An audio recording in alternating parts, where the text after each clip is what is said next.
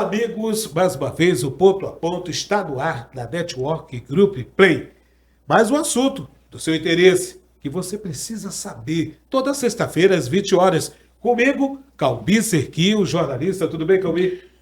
Tudo bem, Jackson, e é uma grande satisfação sempre estar dividindo aqui com você nesse ponto a ponto aqui. Olha, e nós vamos falar de infraestrutura da capital, do interior, vamos falar de moradias, vamos falar de iluminação pública. São revoluções urbanas. Vamos falar também de infraestrutura. Para isso, nós convidamos o secretário de Estado de Desenvolvimento Urbano e Metropolitano, SEDURB, Marcelo Campelo, que está conosco aqui, estreando no Ponto a Ponto. Seja bem-vindo, Marcelo. Obrigado, Jackson. Obrigado, Calbi. Satisfação estar aqui com vocês para falar dos temas tão importantes que é o desenvolvimento urbano do estado do Amazonas. Muito bem. Toda sexta, você já sabe, ponto a ponto, o assunto que rende bastante. Secretário, a gente pode começar com, é claro, a cidade de Manaus, capital, que é uma capital-estado, com uma grande parte da população, o interior do Amazonas, com os municípios que são considerados polos, região metropolitana, e nós temos, sim, muitos desafios na área de infraestrutura, mas que estamos avançando. Qual é o principal que o senhor destacaria na política pública de desenvolvimento urbano? Jackson, o principal desafio da cidade de Manaus é moradia, é habitação para todos. Se nós resolvermos a questão da moradia na cidade de Manaus, nós vamos resolver o problema da cidade. Por quê? Nós temos aí mais de 1.000 pontos de risco na cidade de Manaus, entre igarapés, encostas, barrancos. As pessoas que estão morando ali embaixo dessas encostas, é perigoso.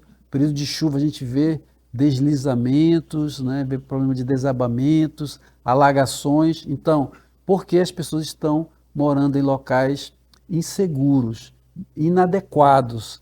Então, quando nós resolvemos a questão da moradia na cidade de Manaus, nós vamos conseguir colocar essas pessoas em locais seguros, urbanisticamente adequados e com todos os serviços públicos necessários para que elas tenham uma vida digna. Então, certamente, moradia é o principal problema da cidade de Manaus. Muito bem. Secretário, e essa questão da moradia, como o senhor está colocando, com todos os serviços sendo oferecidos, ou seja, não é apenas tirar de um lugar e botar no outro, né? Exatamente. Quando nós entregamos moradia para a população, Calbi, a gente entrega também outros serviços públicos.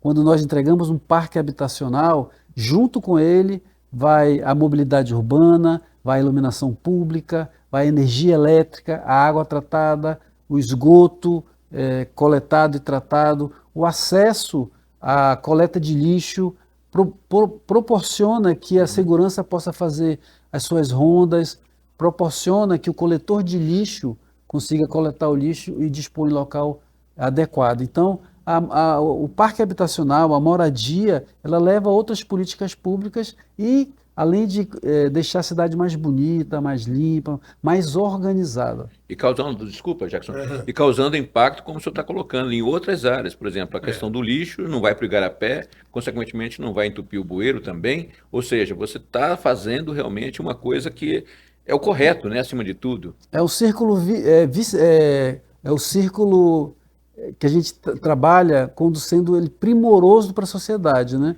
É um círculo virtuoso. A gente leva a moradia, mas leva no entorno dela ali muitas políticas que resolvem o problema das cidades. Olha, o Amazonas Meu Lar, que é esse programa de habitação, ganhou um prêmio nacional, né, pelo Ministério das Cidades. Nós estamos falando aqui das capitais brasileiras, da política que é desenvolvida em termos de habitação. Outras capitais desenvolvem também, mas Manaus ganhou esse prêmio. Eu gostaria que o senhor destacasse qual foi o diferencial das outras capitais. O programa Amazonas Meu Lar é o maior programa habitacional da história do Amazonas.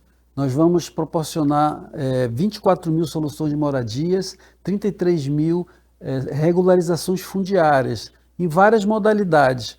O Amazonas Meu Lar é um programa moderno que resolveu de uma vez por todas os gargalos do financiamento da casa própria no estado do Amazonas, deu acesso a quem não conseguia financiar um imóvel, apesar de ter renda. apesar de ter o nome limpo na praça, ela não conseguia acessar porque ela não conseguia pagar a entrada do imóvel. O Amazonas Meu Lar, em uma das suas faixas de atendimento, resolveu esse problema e hoje nós temos aí mais de 3.000 famílias já contempladas com o financiamento da casa própria. E também estamos felizes porque, como nós entendemos que por ser uma habitação, um apartamento de interesse social, nem por isso ele tem que ser um apartamento feio, um parque habitacional que não esteja esteticamente adequado à cidade.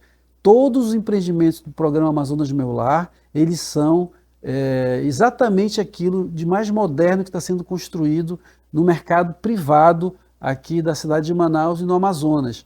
Nós temos apartamentos funcionais, bonitos esteticamente, com os serviços de estacionamento, nós temos o paisagismo, apartamentos confortáveis e adequados para isso. Tanto que o programa Amazonas Meu Lar, 5 empreendimentos desses do programa Amazonas Meu Lar foram escolhidos, estão concorrendo, Jackson, no prêmio nacional, já fomos selecionados, já passamos de fase, estamos concorrendo aí para as finais desse prêmio. Nós entendemos que isso é um marco histórico, porque, primeiro, que a gente não tinha uma política habitacional consistente, adequada, que desse uma resposta para a população. Além de termos agora isso em quantidade, em qualidade, nós temos agora empreendimentos de interesse social sendo premiados ou sendo escolhidos para premiação em nível nacional. Maravilha. Secretário, em termos de números, o senhor falou em 5 residenciais, mas nós temos mais por aí?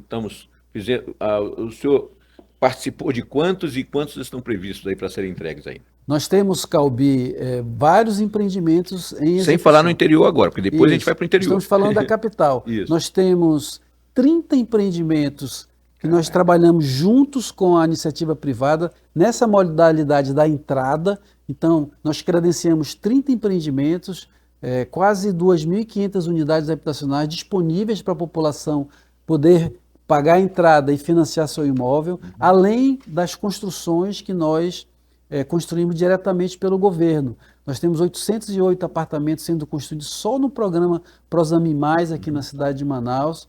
Nós temos a previsão de apartamentos no que nós chamamos de FAR, que são esses 5 empreendimentos que nós estamos concorrendo, e mais 4 empreendimentos que estão para começar. Nós temos o retrofit ali do prédio da Receita Federal, que é um projeto nosso, também do programa Amazonas Meu Lar, que vai ser transformado em moradia, aquele prédio já está na fase de licenciamento final, e nós estamos avançando nessa política aqui na capital muito fortemente, inclusive apoiando os prefeitos do interior nos empreendimentos deles. O programa de Maués, Amazonas Meu Lar, também é um dos premiados ou selecionados nessa versão. O residencial Maués, que nós construímos lá. Não, o residencial Maués, ele é um residencial do Prosami Mais, que está dentro do programa Amazonas Meu Lar, o componente habitacional. O que estão sendo concorrendo são empreendimentos do Novo Aleixo, de Petrópolis, de Tarumã, Compensa e Alvorada. São 5 empreendimentos que nós estamos construindo e que estão concorrendo ao Prêmio Nacional. Entrando no Prosami Mais, já tem algo demonstrado nas obras que foram realizadas aqui na cidade de Manaus. A tendência é avançar, porque é uma política de Estado. O senhor concorda? Sim, o Prosami, a gente sempre brincou dentro do governo do governador Wilson, desde 2018, na plataforma de governo dele, do primeiro mandato, ele já dizia lá que o Prosami era um programa prioritário, que precisava ser continuado, mas que nós tínhamos que melhorá-lo naquilo que era necessário melhorar. E essa foi a minha missão. Ele chegou, Marcelo, toca o Prosami, mas eu preciso que ele melhore no que puder. Nós fizemos uma grande análise, nossa equipe, com o próprio banco que financia, que é o BID, fizemos uma análise e verificamos. O que deu certo, mantém. O que precisava melhorar, encontramos as soluções e aí surgiu o Prosami Mais, que nós lançamos em 2022. Então, o Prosami Mais é fruto dessa análise de melhoria do Prosami. E não tem dúvidas que o programa melhorou muito a tipologia dos apartamentos, Isso, a priorização da infraestrutura verde com reflorestamento, canais a céu aberto, ao invés de só galerias fechando os igarapés, a gente está priorizando o canal a céu aberto. Enfim, várias melhorias do Prozami que estão dando continuidade ao que já tinha, mas melhorando cada vez mais. Tanto que o Prozami Mais, o projeto do Prozami Mais, foi selecionado para a finalíssima do projeto da Bentley, que é a plataforma que nós utilizamos para fazer a projeção. Eu fui em Amsterdã no ano passado, participar da final, onde nós fomos escolhidos entre os 3 melhores projetos de infraestrutura social do planeta. Então, nós fomos selecionados, nós ficamos entre os 3 países, ficamos atrás da China, da China e Índia, foram 2 projetos também, mas foram 47 países participando. Pois eu ia perguntar, o total de 47? 47 países participando, nós ficamos entre os 3 finalistas. E nessa questão, eu vou, secretário, bater nessa tecla de que a estação de tratamento, a água que vai para esses canais limpos, é fantástico, né? Isso aí eu acho que talvez tenha sido, na minha opinião, foi uma das grandes melhorias que aconteceram. Calbi, eu sou suspeito para falar dessa área, porque minha especialização é saneamento. Exatamente. Então, tudo que vem de saneamento, de água, esgoto, drenagem, resíduos sólidos, eu sou apaixonado por esse tema. Certo. O Prozami Mais, a gente trabalha não somente pontualmente dos apartamentos que o esgoto é coletado e tratado, mas que nós chamamos de toda a microbacia do entorno do igarapé. O ponto mais alto até o ponto de chegada do igarapé, a gente faz toda a coleta de esgoto dessa área, esteja ou não dentro da envoltória de reassentamento das famílias. Então, mesmo um comércio que não vai ser afetado diretamente, não vai precisar sair dali, mas vai passar a rede de esgoto na frente do comércio, ele vai fazer a interligação, esse esgoto vai ser coletado, vai para uma estação de tratamento, é tratado e só aí ele vai ser lançado no corpo hídrico, que pode ser o próprio igarapé, mas pode ser também o Rio Negro. Então, eu tenho o maior orgulho de dizer que a gente cria programas que está saneando a cidade de Manaus, está melhorando a qualidade dos igarapés, evidentemente que o impacto ambiental ao longo dessas décadas de ocupação irregulares dos igarapés, ele é um impacto que investimentos como o Prozami, eles vão resolver, mas no médio e no longo prazo. E tem a estação da Raiz, que foi entregue ano passado, né? Agora me chama a atenção, doutor Barcelos, as obras que estão em andamento, são 808 unidades. Habitacionais do Prozami. Nós vamos construir 3 parques habitacionais na comunidade da Sharp. Sim. Nós já entregamos 2, que foi o Parque Rodrigo Otávio e o Residencial Maués. 2 já estão prontos, as famílias já estão morando nesses parques. Estamos construindo mais 2 parques habitacionais nas 2 margens do Igarapé do 40, próximo aí onde foi inaugurada a estação de tratamento da Raiz, um parque na margem direita e um parque na margem esquerda do Igarapé, onde nós já estamos com obras avançadas, são 160 unidades nessa área. No total, são as 808 unidades, sendo que 114 nós já entregamos.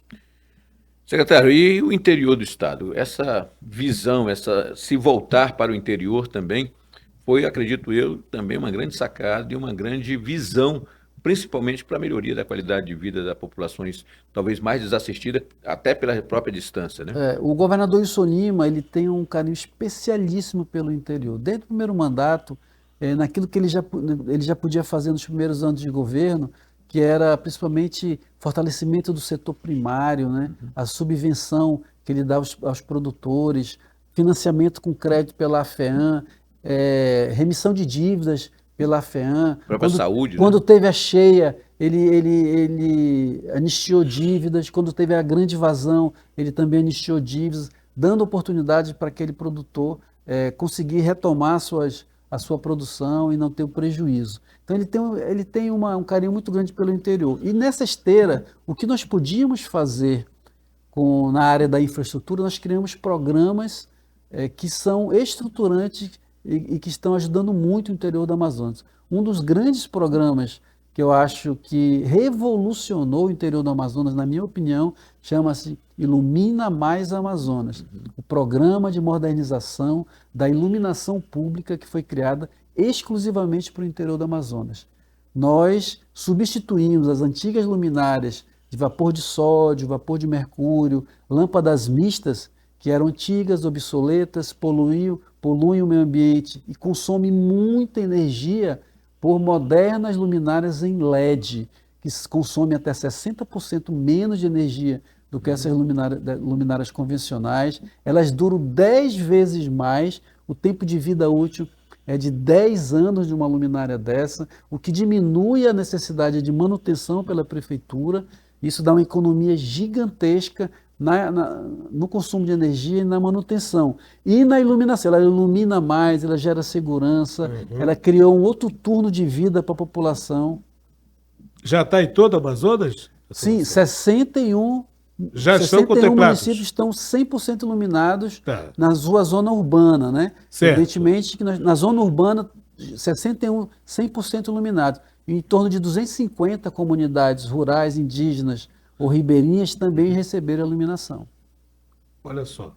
E, claro, traz segurança para a população. Sim. Tem uma série de benefícios, né? Os estudos mostram, Jackson, os estudos da Secretaria de Segurança mostram que até 40% de redução no número de roubos e furtos nos municípios que receberam iluminação. Eles são... Porque a gente cria ali, eu sempre falo, é um novo turno de vida. A gente que conhece o interior e sabe como era antes, 7 horas da noite você não tinha o que fazer no município, tudo escuro. Hoje, você vai nos municípios, as praças estão ocupadas pela população, as pessoas estão fazendo caminhadas, fazendo a sua corrida, os comércios ficam abertos até mais tarde, os ambulantes, o tacacá, o churrasqueiro, o pipoqueiro, eles estão ali nas praças vendendo seus produtos, né? Então as pessoas indo para a escola, voltando, os professores, os alunos, funcionários, todos ali com muita sensação de segurança. Isso é muito bacana, eu tenho muito orgulho de ter criado esse programa junto com o governador Wilson Lima. Muito bem. Olha, estamos aqui no seu ponto a ponto com o secretário Marcelo Campelo, falando de infraestrutura, de moradia, saneamento básico de estudo, hein? E aí vem acompanhado de saúde, vem acompanhado de uma série de benefícios para a população. O Prosai Parintins, maior investimento da história no interior, aqui tem 87,5 milhões de dólares, diga-se de passagem, quase 500 milhões de reais, 170 milhões de dólares do financiamento do BID e 17,5 do estado do Amazonas. Esse programa abrange saneamento básico, habitação, urbanização, mobilidade urbana. É um pacote de benefícios que é realizado e que consiste na prática e tecnicamente falando o Prosai Parintins. Vamos lá, o Prosai é o Programa de Saneamento Integrado voltado para o interior do Amazonas. É o Prosami no interior. O que nós fazemos aqui no Prosami em Manaus, a gente faz no Prosai. Nós fizemos isso na cidade de Maués, onde nós entregamos já em 2019, outubro de 2019, o Prosai Maués. Prosai Maués dotou a cidade de Maués de universalização no abastecimento de água, 100% da cidade com água tratada de qualidade. Aumentamos a capacidade de reservação da cidade de Maués em até 7 vezes. Quer dizer o quê?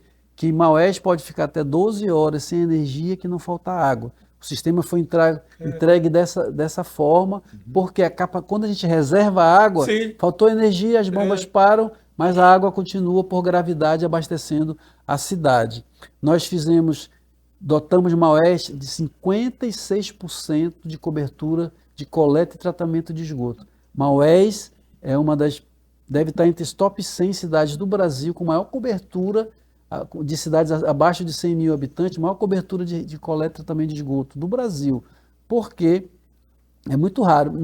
Na região norte certamente é a maior, mas no Brasil deve estar entre as 100. Por quê? É muito raro você ver gestores investindo em esgoto, né? Mas Maués tem uma moderna estação de tratamento com uma rede de coleta e tratamento de esgoto. Reassentamos 220 famílias e requalificamos urbanisticamente ali a Lagoa da Maresia e a Lagoa do Prata, que são 2 lagoas importantes ali de Maués. E o Prosai em Parintins foi o segundo município, o governador escolheu Parintins para a segunda etapa do PROSAI. Nós começamos essa obra em 2024, priorizamos a questão da água. Parintins vai ter sistema de água, coleta também de esgoto, urbanização e unidades habitacionais. Mas nós priorizamos a questão da água, como vocês sabem. O problema da água de Parintins era crônico demais, a qualidade da água de Parintins estava levando, inclusive, problema de saúde pública para a população. Mas no festival do ano passado, o governador virou a chave da qualidade da água, ativou os novos postos do PROSAI que já estão em funcionamento, e a partir daí, a água que está sendo distribuída na tubulação de Parintins já é a água do PROSAI. Nós estamos na fase agora de construção da reservação. Vão ser 4 grandes sistemas de reservação, que nós chamamos CRD, Centro de Reservação e Distribuição, que vai dobrar a capacidade de reservação de água de Parintins, e lá, mesmo que falte energia durante 6 horas ininterruptas, a cidade estará 100% abastecida com água, na pressão adequada, que isso é importante, né? Na pressão adequada e na quantidade adequada, porque a qualidade já foi resolvida. Mesmo na época do festival. Foi dimensionada para o pico do festival. Sim. Mesmo na época do festival, a cidade estará abastecida. Isso já aconteceu, inclusive, este ano. Agora. Nós tivemos pontos de falta d'água, mas não na área, foi áreas periféricas da cidade, porque eram sistemas que ainda não receberam a expansão do PROSAI. Mas o PROSAI é um programa, igual o PROSAMI, nós consideramos um programa de Estado, ele tem 6 anos de duração. Agora que nós estamos com um pouco mais de 1 ano do PROSAI, então começou com o governador, mas vai chegar um próximo governador e talvez tenha até um terceiro governador. Mas a ideia é que seja um programa de Estado, é um compromisso do governo do Estado com o Banco Interamericano de Desenvolvimento, BID, com o aval da União. Então é um contrato de empréstimo com esse banco, avalizado pela União. Então muito sério. Então, a população de Parintins pode ficar despreocupada. Muita gente pergunta, não, vai ter a transição de governo, vai parar tudo. Não para. Quem assumir o governo vai tocar o PROSAI Parintins da mesma forma, porque isso é um contrato assinado, tem um planejamento que tem que ser tocado. Secretário, Maués, Parintins, e agora? Depois daí vai para onde? Olha, Calbi, programas como o PROSAI, eles são muito vultuosos, né? Certo. Vultosos. Nós temos aí 87,5 milhões de dólares sendo investidos, sendo 70 milhões do BID. Isso é empréstimo do governo do estado no município. Nós temos aí 2 municípios atendidos no interior, faltam mais 59. Né? Então, se você multiplicar a quantidade de investimento de um município, por exemplo, Maués foi 35 milhões de dólares. O programa. Parintins já é 87,5 milhões de dólares. Claro. Então, se você multiplicar essa média, você vai ter muito dinheiro a ser aplicado.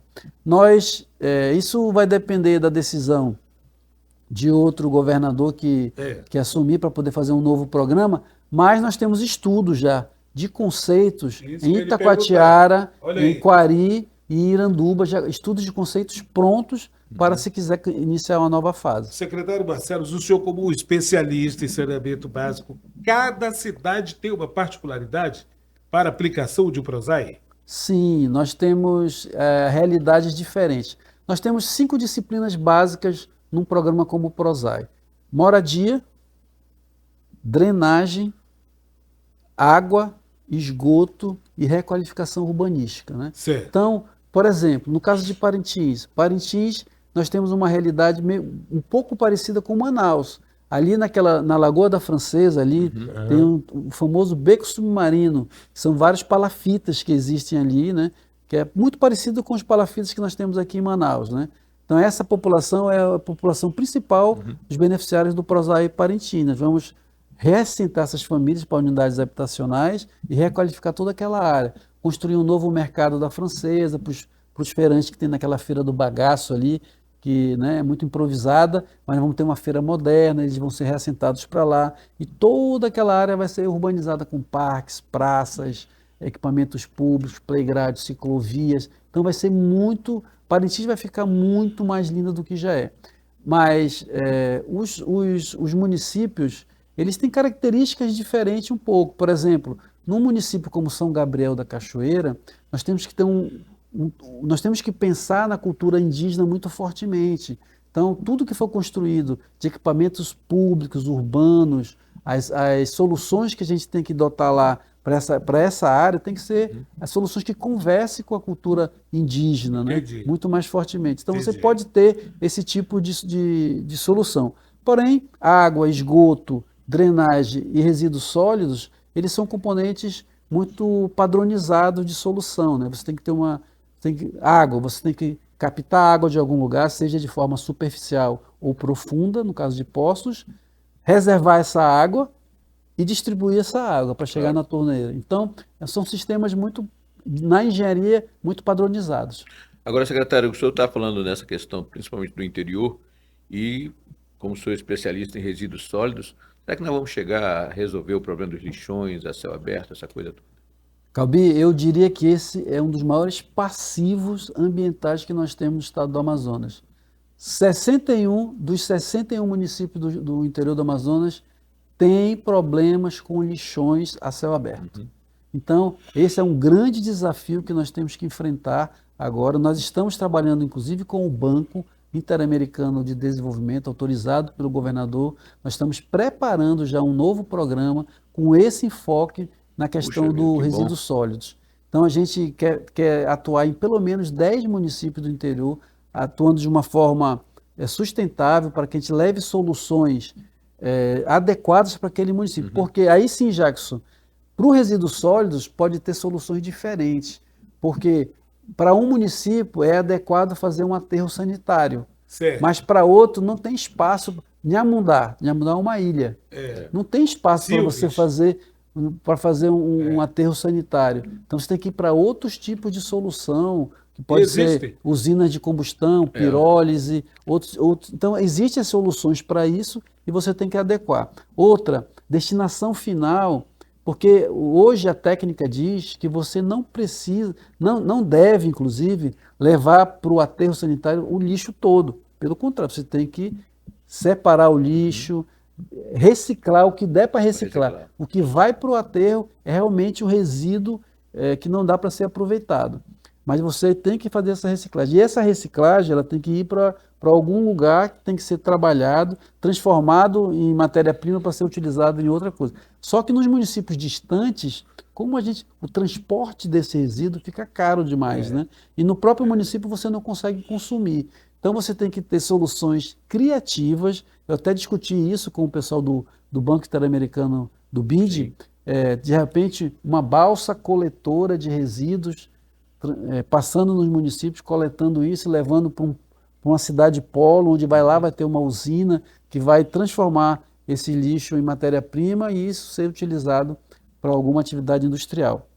Então, são soluções que a gente tem que pensar de forma amazônica, vamos dizer assim, para soluções da Amazônia. Até porque quando o senhor fala na balsa, eu já fico imaginando na seca. A balsa não vai poder passar. Ainda como é que vai fazer isso? Ainda tem as questões de sazonalidade do clima, né? Os regimes das águas, cheia e vazante, nós temos que pensar em planos para cada uma das estações. O Calbi toca no assunto, secretário, que é muito pertinente à nossa região amazônica, especificamente o Amazonas. As distâncias também, elas dificultam o avanço dessas políticas, creio eu. E isso não deixa de ser um grande desafio, apresentado até mesmo para o BID. A logística da Amazônia, especialmente do Amazonas, é sempre o case a ser discutido, é o que afugenta, inclusive, muitos investimentos aqui, aqueles que... Só que hoje nós temos um estado gigantesco, mas muito rico, né? E nós precisamos vencer isso. Nós que moramos aqui estamos habituados com a logística da Amazônia. Você pode conversar com qualquer prefeito, fala com o prefeito de Tapauá, nosso querido Gamaliel Andrade, prefeito de Tapauá. Ele já sabe exatamente qual é a logística de tudo para chegar no município dele. Verdade. Seja de barco, seja a jato, seja de avião, enfim, de balsa, né? Ele sabe como é a logística, sabe quem são os fornecedores, ele sabe para onde vai, para onde vem, qual é o material, melhor por aqui, melhor por ali. Nós estamos habituados. Nós de construção de obra, por exemplo, Nós sabemos, os construtores daqui, locais, eles sabem exatamente o que é necessário, a logística necessária para transportar materiais para chegar no município A ou B. Mas nós temos um desafio grande quando se trata de saneamento, por exemplo. Porque saneamento, nós temos que atrair investimentos para que a gente consiga construir os sistemas de saneamento de forma sustentável, né? Então, nós temos um estado que, se ele fosse um país, ele seria o 18º país do planeta em extensão territorial. Sabia disso? Seria o 18º em extensão do planeta. Então, nós temos desafios grandes nesse aspecto. Temos a vantagem, digamos assim, de hoje a Amazônia estar no centro das discussões. Isso traz um ganho de imagem para as empresas que se instalarem aqui e vierem para resolver problema. Então, eu sempre digo, quem consegue consegue realizar qualquer coisa dentro do Amazonas, consegue realizar qualquer coisa em qualquer lugar do planeta, porque aqui a logística é diferenciada. Nós tivemos, inclusive, para a construção do gasoduto, né, secretário, soluções únicas, né? Para a construção da ponte Felipe Dal, também soluções únicas. Eu fico lembrando, quando o senhor falou na logística dos municípios, de saber os caminhos, eu fico me lembrando que, por exemplo, tem alguns municípios que mudam o porto. Exato. Tem uma época que ele, né, ali, São Gabriel, por exemplo, tem época que fica num lugar, depois vem para outro. Como nós fazíamos na época aqui com a balsa. Fonte Boa. Nós Pronto. Estamos fazendo Secretário, cuidado com Fonte Boa, porque Fonte Boa é uma cidade especialíssima. Grande abraço, doutor Lázaro. Doutor Lázaro. De Fonte Boa, dando show de bola lá. Ele tá, lá com o doutor Lázaro, nós estamos fazendo um acesso da sede até uma comunidade, porque na vazante só pode ir por lá, né? Na cheia tem o porto normal da cidade, mas na vazante... Acho que é o Porto da Baré, eu acho. Então ele tem que criar essas alternativas para poder o município não ficar isolado. Pois porque senão o isolamento é complicado, né? Fatal. Faltando, por exemplo, o diesel para né, essa coisa... Na estiagem que teve aquela mais severa, tivemos que utilizar aí aeronaves da FAB para poder levar coisas básicas para Irunepé, né, para o Invira, para essa região. Eu queria rapidamente, Jackson, só como a gente está falando de municípios, ações municipais, Fonte Boa, um abraço para todo Fonte Boense. Eu queria que o senhor falasse um pouquinho, secretário, dessa relação com os seus parceiros e que devem ser parceiros, que é a relação com os prefeitos. Ou seja, se não tiver essa parceria com relação a essas ações, a essas políticas, a coisa fica muito mais difícil, né? Desculpa, é um desafio também convencê-los a fazer tudo. Não, os prefeitos são parceiros, eles querem. Sim. Toda a ajuda que o Estado pretende fazer com os municípios... Gera emprego local. Gera emprego da cidade. Sim. Também, né? E além do bem, porque os municípios do Amazonas são municípios com muito poucos recursos, né? Então eles dependem ali das transferências obrigatórias, tanto do Estado quanto do federal, né? Eles dependem das bolsas, Bolsa Família, auxílio estadual permanente e outras ações lá. Raramente tem um município que tem uma fonte de renda ali própria e que gere muitas divisas para o município, né? Então os municípios precisam do governo para poder ajudá-los. Investimentos de infraestrutura, muito difícil eles conseguirem fazer isso sem a ajuda do governo. É muito caro. É muito caro fazer 1 quilômetro de asfalto no município, principalmente em municípios distantes, que você não tem usina instalada, você não tem concreteira instalada, você não tem, muitas vezes, os insumos. Sim. Tem muitas obras que nós temos que levar areia, temos que levar o seixo, temos que levar tudo, cimento, tudo o tijolo, tudo de balsa. O Asfalto Amazonas é isso que o senhor está falando. Isso, o programa Asfalto Amazonas, nós estamos em 38 municípios executando sistemas viários nas sedes dos municípios. Olha aí. Então, né, para você ter uma ideia, se você olhar, eu particularmente acho muito bonito, né? Mas dá um trabalho. A gente usina asfalto aqui na cidade de Manaus, que tem as usinas, carrega as balsas, coloca um aditivo no asfalto, ele recebe um aditivo, né, para poder, é um retardante que a gente chama, para poder retardar a cura do asfalto, para poder chegar no município. Claro.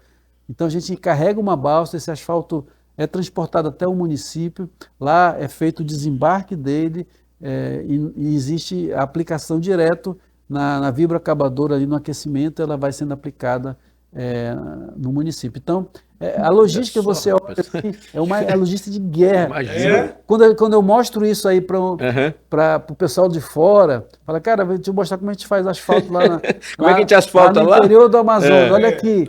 Os Pra caras conhecer a ficam realidade. loucos. Para conhecer a realidade. Para conhecer a realidade É. também, até muitas vezes, porque às vezes eu puxo esse assunto quando vem combater os benefícios da Zona Franca de Manaus aqui. Não é isso? Então, assim, mas vocês são beneficiados, renúncia fiscal. Eles falam assim, que nós pagamos para poder renunciar lá. Aí eu explico, olha, primeira coisa, cada real que é renunciado lá gera R$ 4 aqui para o Sudeste. Isso já é uma realidade. E outra, vou te mostrar aqui uma foto, um vídeo, para te ver como é que a gente vai Presta conseguir, atenção. com essa logística aqui, como é que a gente não tem que ter um tratamento diferenciado para poder proteger a floresta, porque o Polo Industrial de Manaus é um dos grandes indutores de proteção da floresta. Com isso certeza. já tem estudo científico Com que certeza. prova isso. Provado já. Provado isso. Por isso que nós temos 97% da nossa floresta preservada e também como é que a gente não vai ter esse incentivo para a gente preservar a floresta, para manter a população lá no interior, entendeu? Criando as suas raízes e protegendo, né? Para não vir aí os invasores, os estrangeiros, etc. Secretário, nessa esteira, quando o senhor falou na questão do lixo, de repente uma balsa pegando, será que a criação em um polo, fazendo uma cidade polo, e aí constrói-se uma usina, por exemplo, de asfalto, onde você leva e não ficaria talvez mais fácil? É isso que a gente está modelando, essas questões das cidades polos no caso, para os resíduos sólidos, né? Claro. No caso de asfalto, ele é muito mais, a gente tem que analisar caso a caso. Claro. Então, por exemplo, você trabalhar aqui no Baixo Amazonas, você trabalha Barreirinha, São Paulo Barreirinha, Boa Vista do Ramos, Parintins, Urucurituba, né? Parintins, Maués. É mais fácil porque dificilmente essas cidades têm isolamento pela vazante, né? Mas aí chega e vem. Então você tem que analisar caso a caso para poder entender as cidades polos. Secretário, qual foi o município mais difícil de se executar essas obras como case da SEDURB com a sua experiência? Olha, nós temos com o Ilumina Mais, nós tivemos muitas experiências interessantes, porque o Ilumina Mais, qual é a estrutura? Nós levávamos para os municípios uma balsa ou duas balsas, dependendo do tamanho do município, que levava as luminárias, os braços das luminárias, todo o material de fiação, cabos, etc., os acessórios, levávamos as luminárias em si, a mão de obra, levávamos carros de passeio, levávamos picapes e levávamos os guindastes para colocar a luminária nos postos. Estrutura de guerra. Era uma estrutura de guerra para chegar num município desse.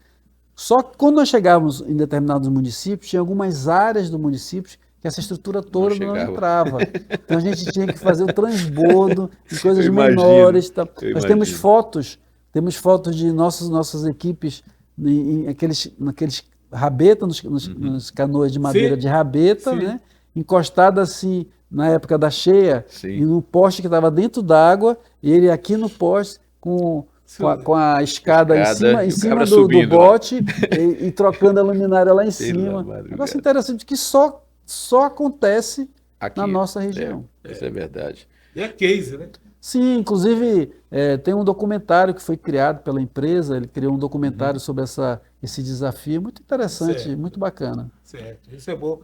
É importante a gente conhecer, ampliar essa informação a título das pessoas não só conhecerem, mas valorizarem também a manutenção desses serviços.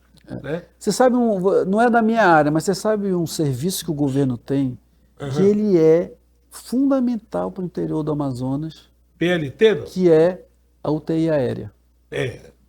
A UTI aérea, remoção de pacientes em estados graves Eu já vi. para a cidade de Manaus. Eu já vi. Isso é espetacular. Só no Amazonas tem um serviço de UTI aérea público como tem aqui. Só aqui. Então, assim, isso foi um grande. Isso começou. Antes do governo Wilson não tinha, agora tem, como ele fala. Agora tem. Para você ter uma ideia, UTI aérea, na intensidade, na quantidade que tem aqui, só perde para o Alasca. Caraca. O Alasca, estado do Alasca, nos Estados Unidos, é o único que supera, é o único que supera a UTI aérea daqui da nossa. Tem algum documentário, não? Documentário eu acho que não tem. Mas esse dado é verídico, nós já temos ele verificado. Eu vi um rapaz que caiu de uma árvore em São Sebastião do Atubã. Uma árvore caiu, teve suspeita de traumatismo craniano, foi conduzido para Manaus através dessa UTI, inclusive. E veja, move várias equipes, não é só uma equipe. Né? A equipe local que estabiliza, a equipe que vai buscar e a equipe que recebe aqui que leva para o hospital. Equipe do hospital, a ambulância que vai buscar no hospital e leva para o aeroporto, tem que ser preparada. A equipe que tira da ambulância, coloca no avião, equipe que transporta no avião, a equipe que chega aqui, sai do avião, vem para a ambulância que vai para o hospital. É uma coisa. E é a equipe do hospital que recebe e resolve o problema. E o rapaz foi salvo, então, isso é uma operação espetacular, que é incomensurável o tamanho do SUS. O SUS que é executado aqui não é executado em lugar no mundo, nenhum lugar do mundo, de forma gratuita. E parece-me que até que recebe menos, né, secretário, com relação aos outros estados, a cota do SUS para aqui, para o Amazonas é mais. O que está sendo organizado na rede é uma formalização dos contratos dos contratos do SUS, para que existe um mecanismo dentro do SUS que é o faturamento dos serviços. Cada procedimento que é feito nas unidades de saúde do SUS, eles têm que ser credenciados lá no Ministério da Saúde, né, que a gente chama, para que ele passe a receber um valor, porque o sistema é tripartite, é federal, estadual e municipal. Cada um deles tem que dar uma contribuição. A parte federal, às vezes ela não chega porque o serviço não está sendo registrado, já não foi acreditado pelo Ministério da Saúde para ele começar a receber. E às vezes até 10% só daquilo que poderia estar recebendo está sendo feito. Nós chamamos isso na saúde de faturamento, faturar os serviços, né? Então, quanto mais a Secretaria de Saúde se organizar para aumentar o faturamento dos serviços, mais recursos federais vão vir para ajudar a custear aqui. Mas hoje, 85% da rede de saúde do Estado é custeado somente pelo governo do Estado. Então, nós abarcamos muito com o sistema de saúde. Essa área realmente é uma área que é apaixonante, essa questão da saúde, secretário, porque agora tem a questão do telesaúde. Eu lembro das primeiras discussões sobre a questão das UTIs no interior. Já era uma coisa fantástica. Agora, com a telesaúde, hoje eu entrevistei um médico que estão trazendo para Manaus a cirurgia robótica. Está chegando um robô aí que vai operar muita gente aí. Tem gente que ainda está com medo. Mas, quer dizer, a tecnologia chegando. Eu queria que o senhor falasse um pouquinho, porque o senhor vive essa experiência, está acompanhando de perto essa experiência da montagem, da instalação do telesaúde, que não é realmente a sua área, é uma outra coisa, mas que eu acho que é importante porque também faz parte de todo esse desenvolvimento, e por isso eu estou falando do interior do Estado, que é uma coisa, né, que a gente, quando o senhor falou que o governador tem um olhar diferenciado, tem um carinho especial pelo interior, esse também é uma das provas disso, né? Sem dúvida. O legado que o governador Wilson Lima vai deixar na saúde é o maior legado da história da saúde. Eu conheci a estrutura da saúde em 2020, era completamente sucateada, obsoleta, não tinha como fazer gestão com o que a gente tinha lá, nós tivemos que fazer todo um trabalho para poder modernizar, para poder fazer com que os dados da saúde pudessem chegar para a gestão e a partir da obtenção desses dados a gente conseguisse tomar decisões para isso. Mas o telesaúde, ele está revolucionando o atendimento especializado no interior do Amazonas. E, além das salas que o governador está inaugurando em cada município, são quase 50 salas já instaladas nos municípios, onde tem sinal de internet, pelo celular você consegue ter uma consulta. Olha só. Em 17 especialidades. Então, você está numa comunidade, diz uma comunidade de Fonteboa aí. Campina. Cidade de Campina, Fonteboa. Se tiver sinal de internet lá, Sim. um Starlink, alguma coisa, ele entra com o celular, com o aplicativo, ele vai entrar lá. Hoje já tem médico clínico geral 24 horas. Sim. De madrugada, você está passando mal, clica lá, você vai esperar até 20 minutos, o médico clínico geral vai te atender pelo celular, você vai dizer o que ele está, etc. Se você tiver algum exame, algum documento, você pode encaminhar para o médico, ele já faz a análise na hora. Já é uma realidade hoje. Já é realidade. Se você baixar o aplicativo aí... impacta muito isso aí. Muito, porque esse paciente que está na comunidade de Campinas, quando ele passava mal, a primeira coisa que ele fazia, se deslocava para a sede do município. Isso. Se o município não conseguisse resolver o problema, ele tinha que ser transferido para Manaus. Exato. Mais de 1 milhão de pessoas por ano saem dos municípios e vêm para Manaus em busca de algum atendimento. Fazer uma consulta. Isso vai... Consulta muitas vezes. Básica. Em uma dessas 17 especialidades. Então, hoje com telesaúde, você consegue fazer consulta, inclusive nas salas de telesaúde consegue fazer inclusive alguns exames e consegue encaminhamento para tratamentos, para cirurgias ou para exames, né? E também você consegue, inclusive, atestado médico. Olha aí. Você consegue um atestado médico. A gente está diante aqui de alguém que passou pela Secretaria de Saúde, tem conhecimento também. Claro. Eu lembrei agora. Lá. Por isso, não estava lembrando, não? Por isso essa propriedade toda de estar falando. O Programa Saúde Amazonas, que é complexo. O Programa Saúde Amazonas, nós lançamos em setembro de 2020 com o governador. Um programa com 9 ações estratégicas e mais de 240 projetos na época, para a gente modernizar a área de saúde. E o que a secretária Nayara Maksud está fazendo agora é desafiador. Evidentemente, tocando, ela deu prosseguimento nos projetos e hoje está dando show de bola na saúde. É desafiador a saúde do Amazonas. Muito. É desafiador. É singular. Não existe saúde pública como a gente faz aqui. Por favor, é preciso falar isso. É singular. É preciso. A demanda é gigantesca, tá? As distâncias são continentais. A tecnologia está sendo utilizada agora a serviço do cidadão, mas é singular. É singular. E sob demanda, o governador lançou recentemente agora o Saúde AM 24 horas, né? Exato. Digital. Você pelo celular também, vocês que o jornalista gosta de acompanhar, lá tem todos os dados em tempo real de tudo que está acontecendo na rede de saúde. Quantos atendimentos foram feitos, que tipo de atendimento, em qual unidade que tem as internações, quantas cirurgias, todos os dados. Quantos bebês nasceram hoje, onde eles nasceram, está lá. No Saúde, a mídia digital, em tempo real, você tem quantos acidentes de trânsito, onde estão sendo os acidentes, que tipo de acidente ocorreu, se foi qual o problema que gerou, foi ortopedia, o que foi. Você já tem todos esses dados lá mapeados para o jornalista, para o cidadão, para os órgãos de controle, para quem quiser olhar lá. Inclusive com resultado de exames e tudo, tomografia, tudo está lá. Quantos exames foram feitos, que tipo de exame. O resultado é só para o paciente. Não, pois é, para o paciente ele entra com a senha no dele saúde, lá. Você entra com a sua senha, e lá dentro você vai ter todo o seu histórico. Exato. Se você fez um exame, se você fez uma consulta, vai estar tudo lá, porque às vezes você é atendido por um outro médico, o médico olha lá, já está tudo centralizado ali, seu histórico, seu prontuário. Está tudo lá, o médico, você já fez isso, você já fez aquilo. Ele consegue ter uma anamnese melhor. É melhor. Eu queria voltar para a Sendurbe, senão, rapaz, a saúde aqui vai dominar. Eu já pedi outro programa com o Marcelo Campelo. A gente entrevista o Marcelo, tem muito material, tem muita informação que precisa ser compartilhada.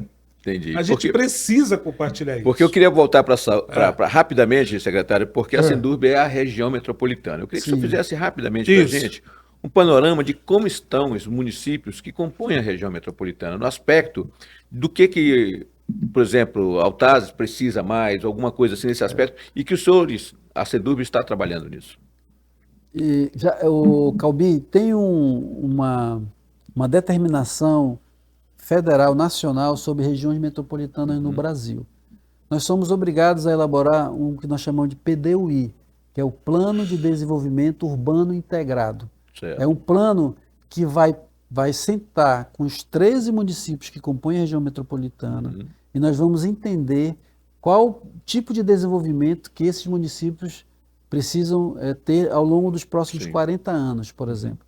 Esse plano de desenvolvimento já era para ter sido executado, nós já contratamos a empresa e agora nós estamos começando a fazer. Vai ser um ciclo de elaboração que vai demorar, eu acho, o ano todo de 2026, mas ele é super necessário para a gente saber qual é a vocação do município de Rio Preto da Eva e quais são os investimentos necessários mais aqui para esse município. Em Altazes, nós vamos para qual direção, o que é necessário aqui ao longo dos próximos 40 anos, quais os investimentos, etc.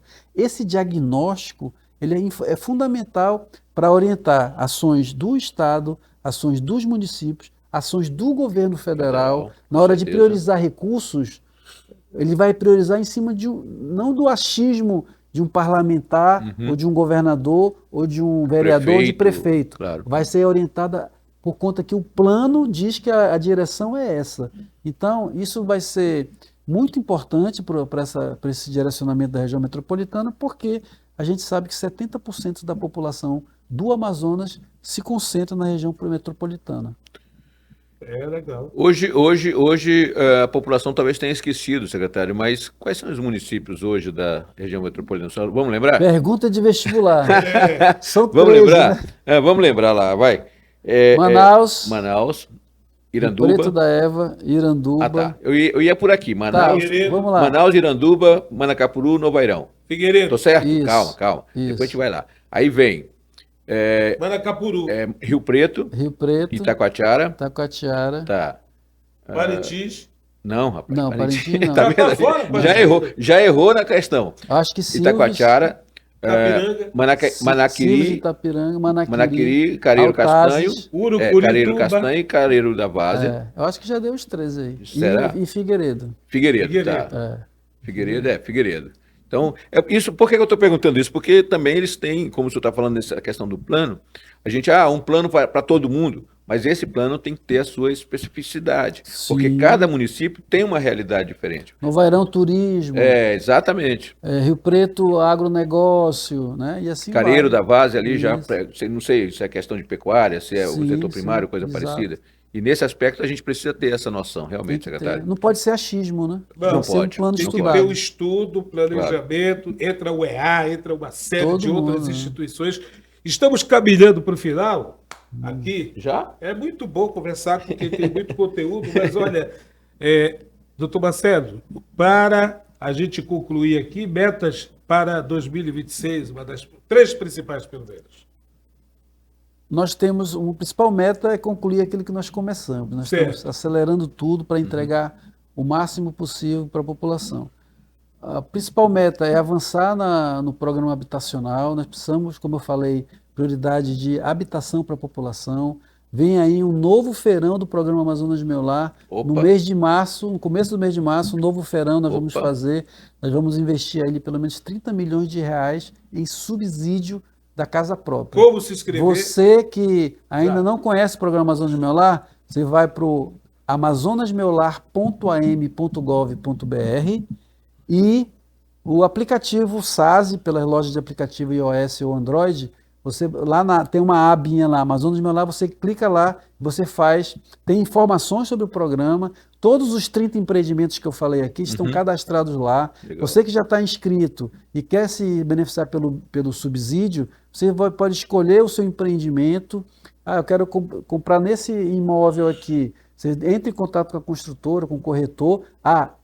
Muito importante, somente com o corretor credenciado pelo Cresce. Os corretores são muito importantes nesse processo, para você não cair em golpe. Boa. Então, procure um corretor credenciado pelo Cresce para fazer a sua negociação. Ele vai te ajudar a resolver a questão da inscrição do programa, Documentação.